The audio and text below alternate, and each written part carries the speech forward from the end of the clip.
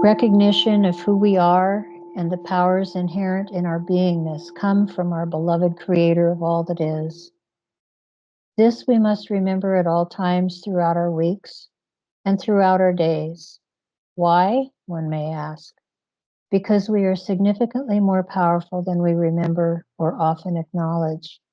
As humankind, we were invested with tremendous powers, and sadly, we have been programmed to think much less of ourselves, to consider ourselves meek, shameful, compliant, and dependent on a system, as slaves. Creator endowed us with tremendous capabilities, with free will and an opportunity to self-correct where there has been error. In truth, when we recognize our strength coupled with humility, this is the moment we truly recognize our sovereignty, our dignity, and the gifts we have been given by Creator to use for the highest good. Let it be so, and so it is.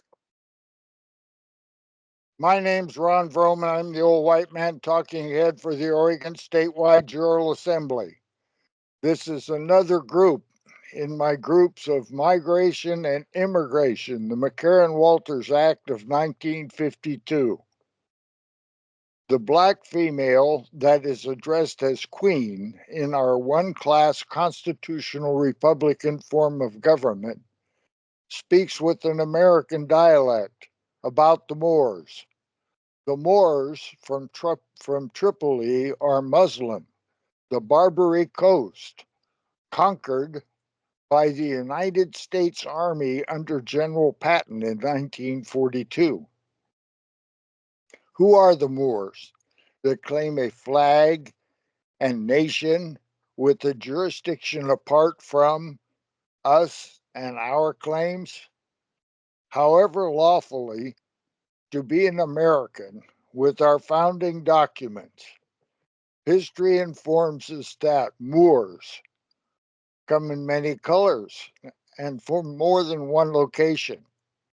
If you claim founding documents other than our unanimous Declaration of the 13 United States of America with a small u, the Confederation and Perpetual Union's Articles, the United States of America's Constitution circa 1859, and the various constitutions of the 33 several states, you are not one of us with unalienable rights granted by our Creator.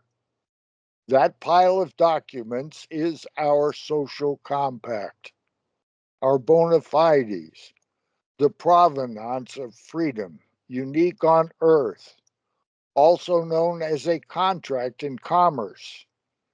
If you have no God, you have no rights.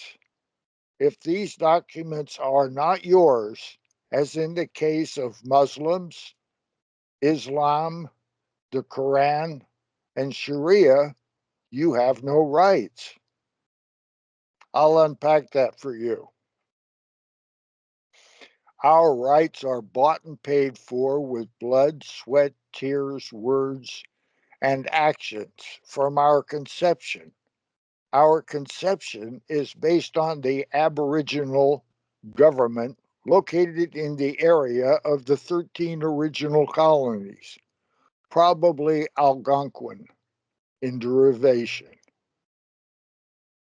That the people are sovereign, not that they have a sovereign, but actually sovereign without a ruler or subject, an unknown concept to the immigrants in 1620.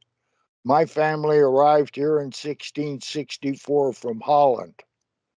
They were subjects with designations such as free men, no longer slaves or serfs, but with a monarch and subjects to or of the monarch using English common law.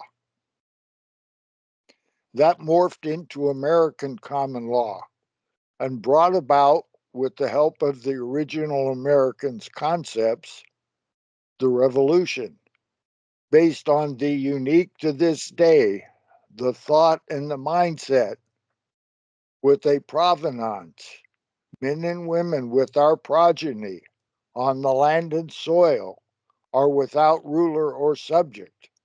Sovereign, see Bouvier, 1856. That's a good dictionary.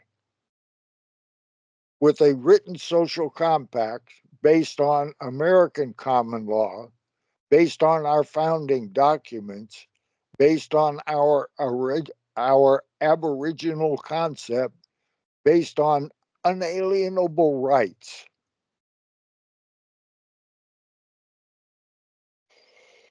The only known place that this social compact occurred as of today is on Oregon.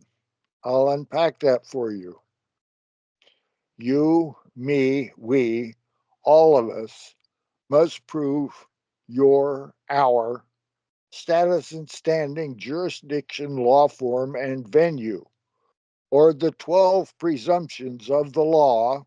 You can see a video on that at www.orsja.org, are accepted by the powers that should not be, those that adhere to the British Accreditation Registry, BAR, BAR, such as the Oregon State Bar, Esquires in some form out of London.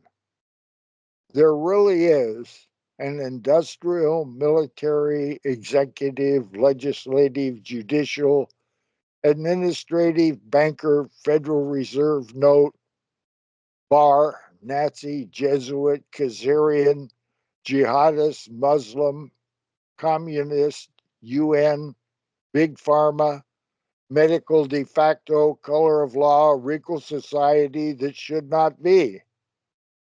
So we took them out on Oregon, November 2022. I'll explain that.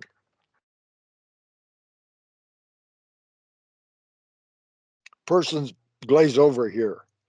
The cognitive dissonance is too much for them. Stockholm Syndrome, anyone?